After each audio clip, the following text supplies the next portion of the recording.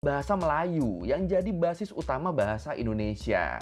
Iya, jadi walaupun saat ini bahasa Austronesia dengan penutur paling banyak tuh bahasa Jawa, tapi bahasa Melayu, dia nih di masa lalu punya peran yang lebih penting banget dibanding bahasa Jawa. Makanya akhirnya waktu itu bahasa Melayu tuh dikenal sebagai lingua franca di kawasan Nusantara. Dan bahasa Melayu ini bisa dibilang dia tuh udah eksisinya tuh dari lama banget ya. Bahkan saking lamanya, prasasti berbahasa Melayu yang pernah ditemukan itu ada yang berasal dari abad ke-7 Masehi. Jadi ya bisa dibilang awalnya bahasa Indonesia tuh sebenarnya bahasa Melayu yang apa ya? Ya dalam tanda kutip disesuaikan dan dibakukan buat masyarakat Indonesia.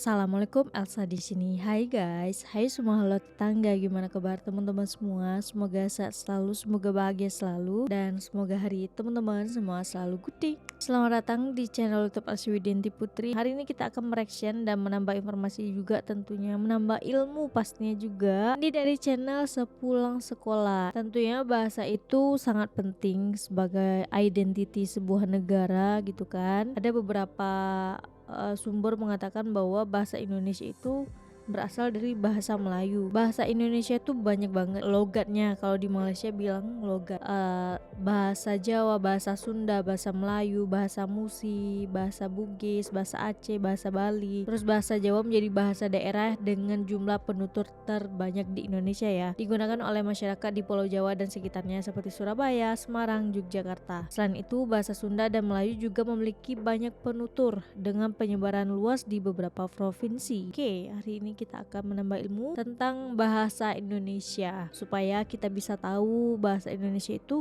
apakah memang ada kaitannya dengan bahasa Melayu, apakah bahasa Indonesia itu ada kaitannya juga dengan bahasa Jawa. Nanti kita lihat di video kali ini. Cuman kemarin pas aku ke Museum Negara itu kan ada tuh sejarah-sejarah, filosofi tentang kerajaan Melayu. Nah, di dalam kerajaan Melayu itu termasuk Jawa, perkembangan kerajaan Melayu itu. Nah, mungkin juga ada kaitannya dengan bahasa Indonesia gitu. Nanti kita lihat sama-sama penjelasan dari Sepulang Sekolah. Tapi sebelum dimulai video reactionnya, seperti biasa aku mau ajakin teman-teman semua dulu untuk subscribe channel ini dan aktifkan lonceng notifikasinya supaya tidak ketinggalan updatean terbaru dari channel ini. Dan bagi teman-teman yang mau request bisa banget DM di Instagram aku di @widyanti_putri. Tanpa berlama-lama, tanpa membuang masa, jumlah kita mulai video reactionnya. Are you ready? Let's go. Ada beberapa pihak yang nggak setuju kalau bahasa nasionalnya pakai bahasa Melayu.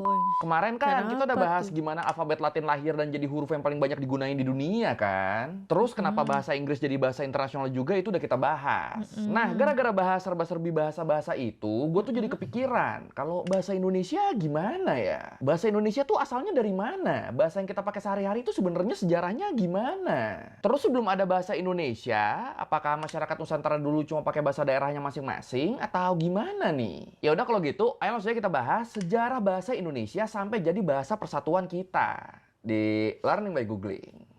Ayo belajar. Oke, sebelum kita bahas soal bahasa Indonesia yang jadi bahasa persatuan, ini enaknya kita mundur agak jauh dulu nih.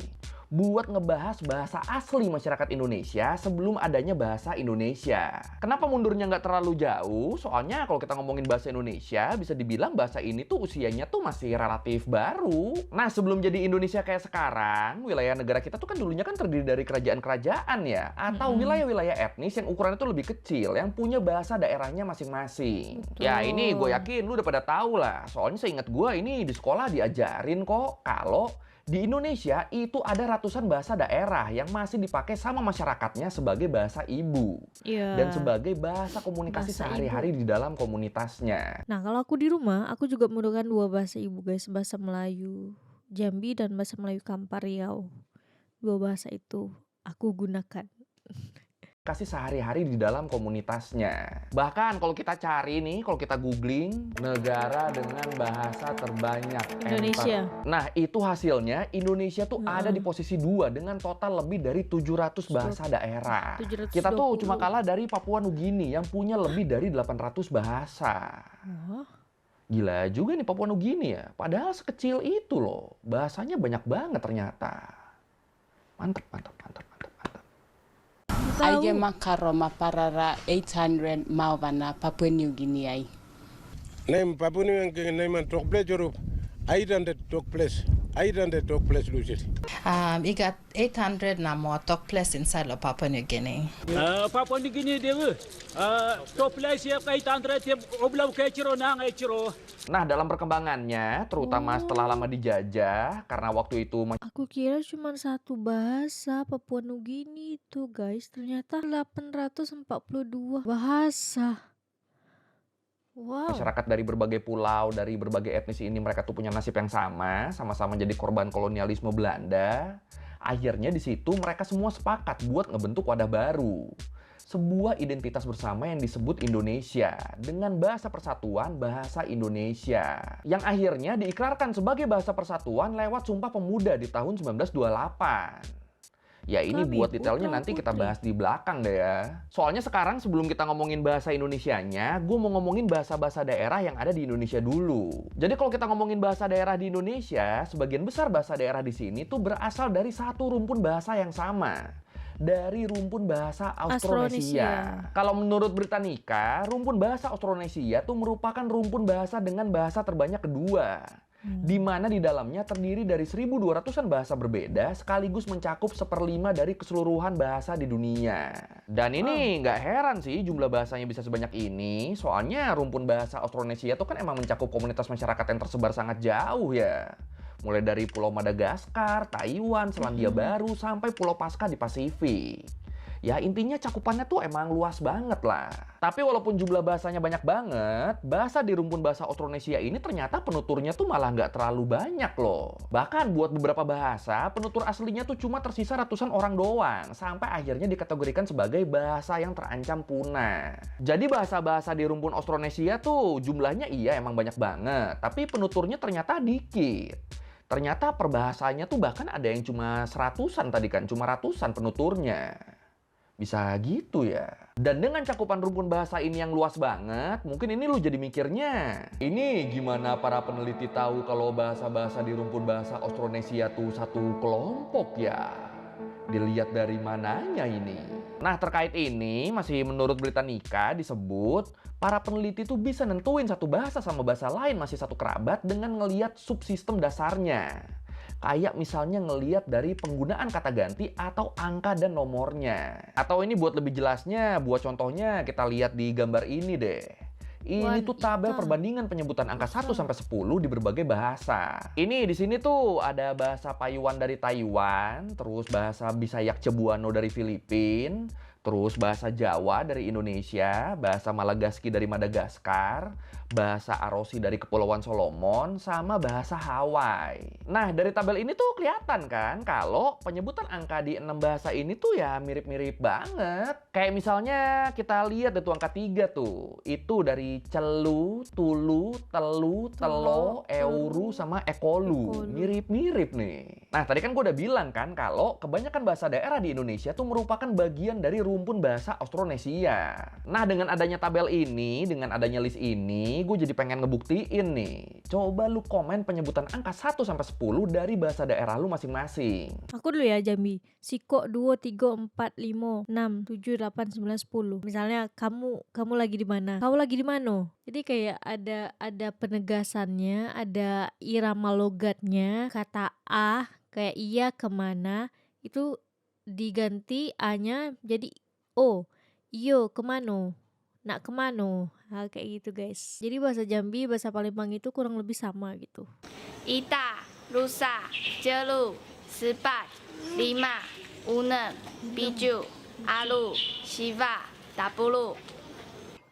Usa, duha, tolo, upat, lima, unom, pito, walo, siyam, Napulo. Di mana masing-masing bahasa ini punya lebih dari 1 juta penutur. Ada bahasa Bugis, Bali, Aceh, Batak, Minangkabau, Madura, Sunda, Melayu, dan yang paling banyak tuh bahasa Jawa. Bahkan jumlah penutur bahasa Jawa sendiri tuh nyampe 1/4 dari total penutur rumpun bahasa Austronesia loh. Gila kan ini kan. Tadi kan lo inget kan jumlah bahasa di rumpun bahasa Austronesia tuh kan ada 1.200-an. Nah itu 1/4-nya tuh adalah penutur bahasa Jawa. Semenguasai itu loh Jawa loh, sebanyak itu. Terus di Indonesia juga tuh ada fenomena yang menarik nih, di mana makin ke timur jumlah variasi bahasa daerahnya tuh makin banyak, tapi jumlah penuturnya makin sedikit. Sebaliknya, makin ke barat jumlah variasi bahasa daerahnya tuh makin sedikit, tapi penuturnya makin banyak. Bisa gitu ya. Makanya kalau kita lihat dari list bahasa-bahasa yang punya penutur lebih dari 1 juta tadi, itu kan kebanyakan kan berasalnya tuh dari wilayah Indonesia bagian barat kan. Tapi tetap ya, ini kebanyakan, bukan semuanya. Kebanyakan. Nah yang keren lagi nih, 2 bahasa utama yang berkembang di wilayah Indonesia juga, bahasa Melayu sama Jawa, itu tuh bahkan sampai punya pengaruh ke perkembangan bahasa Austronesia yang lain. Kayak ke bahasa Malagasy sama Tagalog. Dan pengaruh ini bisa kelihatan dari adanya serapan bahasa asing ke dalam bahasa Tagalog. Kayak misalnya serapan dari bahasa Sanskerta, Arab, sama Persia. Nah keberadaan serapan dari 3 bahasa ini masuknya aneh nih. Soalnya Filipina tuh mereka tuh nggak pernah tersentuh Indianisasi dan nggak pernah juga ada kerajaan Islam di sana. Makanya dari sini para peneliti yakin kalau kata-kata serapan asing di bahasa Tagalog Filipin itu tuh berasal dari paparan bahasa Melayu dan kemungkinan juga bahasa Jawa. Jadi bahasa Tagalog mereka tuh nyerap bahasa Jawa sama Melayu. Yang sebelumnya bahasa Jawa sama Melayu itu udah nyerap bahasa Sanskerta, Arab, sama Persia. Terus selain Tagalog, di bahasa Malagasy juga, bahasa di Madagaskar, itu juga tuh ada istilah-istilah serapan dari bahasa Sanskerta yang diduga berasal dari bahasa yang digunakan sama masyarakat Kalimantan yang dulu melakukan migrasi dari Kalimantan ke Madagaskar. Terus selain itu, di bahasa Malagasy itu ditemuin juga kata-kata yang berasal dari serapan bahasa Arab yang diduga berasal dari bahasa Melayu. Dan sama kayak kasus migrasi masyarakat Kalimantan tadi, diduga ada migrasi lain ke Madagaskar yang dilakuin sama masyarakat Melayu di periode setelahnya, yang ngebikin kata-kata serapan dari bahasa Arab masuk ke bahasa Malagasy. Keren juga nih. The words for I. Aku. Ako. You. Aku. Singular. Engkau. Kau. Ikaw. Ka. Kau. We. Kami. Kami. Kita. Kita. In Indonesian, this is we, including the listener. And in Tagalog, this means me to you. Child. Anak. Anak. Male. Lelaki. Laki-laki. Lalaki. Oke, sekarang kita masuk ke bahasa Indonesianya. Kalau kita ngomongin gimana bahasa Indonesia bisa muncul, ini kita harus ngerucutin lagi nih pembahasan kita ke bahasa Melayu yang jadi basis utama bahasa Indonesia. Iya, jadi walaupun saat ini bahasa Austronesia dengan penutur paling banyak tuh bahasa Jawa, tapi bahasa Melayu, dia nih di masa lalu punya peran yang lebih penting banget dibanding bahasa Jawa. Khususnya sebagai sarana komunikasi perdagangan antar komunitas yang berbeda. Ya kayak yang kita semua tahu, Selat Malaka tuh kan jadi jalur perdagangan yang penting banget ya di masa lalu ya. Bahkan bisa dibilang sampai sekarang. Nah kebetulan di wilayah Sumatera dan Semenanjung Malaya, tempat Selat Malaka berada, di sana tuh dihuni sama kelompok Melayu. Nah karena perdagangan di sana tuh jalan terus kan, akhirnya bahasa mereka tuh dipakai sebagai apa ya?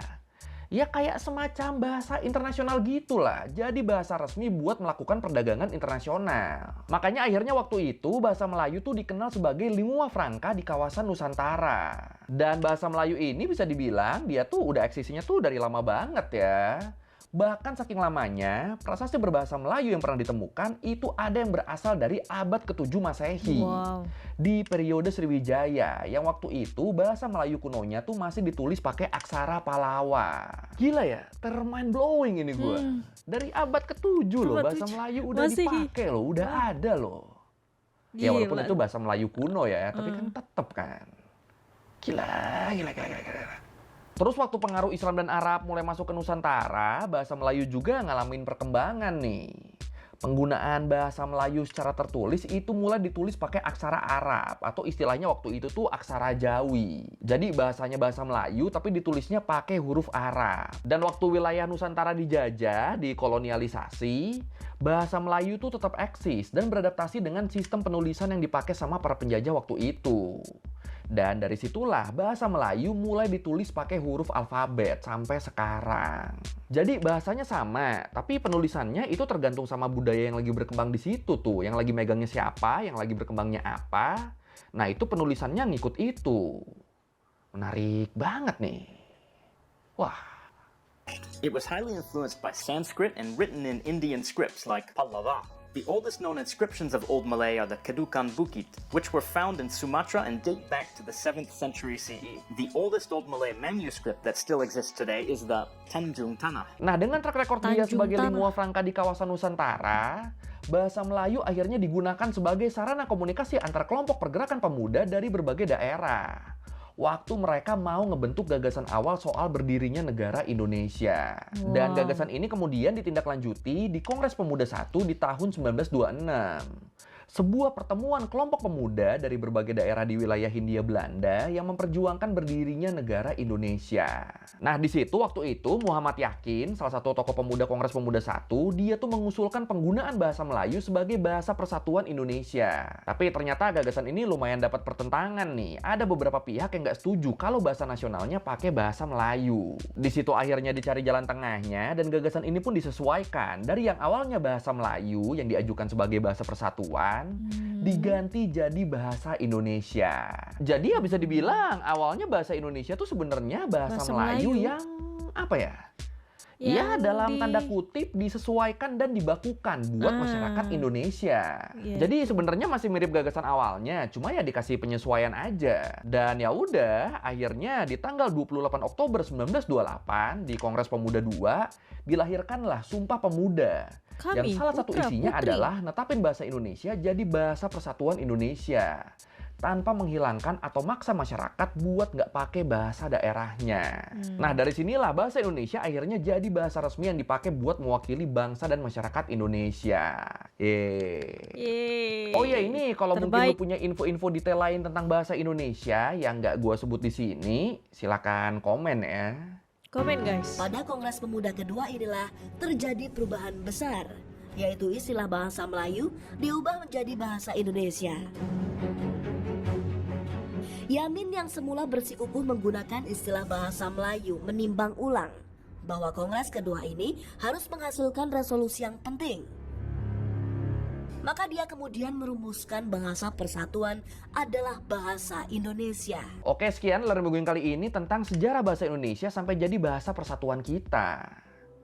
Ya, ternyata awalnya dari situ tuh, dari diajuin bahasa Melayu tapi terus disesuaikan. Jadinya bahasa Indonesia deh. Oke, jadi itu adalah sejarah singkatnya bagaimana asal muasal bahasa Indonesia ini yang kemudian ditetapkan sebagai bahasa persatuan Republik Indonesia gitu. Yang awalnya memang bahasa Melayu tapi disesuaikan. Tapi kalau kita telusuri lebih dalam pasti itu kita bisa mendapatkan banyak lagi pengetahuan. Nah, mungkin dari teman-teman semua ada yang di video ini yang belum tersampaikan atau teman-teman sejarah bahasa Indonesia itu seperti apa, boleh komen aja di bawah, kita diskusi, kita sharing-sharing, menambah wawasan ya. Karena bahasa kita awalnya kan sama gitu guys, tapi disesuaikan rakyat Indonesia menjadi bahasa Indonesia. Kalau untuk video kali ini cukup sekian. Bagi teman-teman yang suka semua video ini, jangan lupa untuk like, komen, dan subscribe. Kita ketemu di next video. Bye bye. Assalamualaikum.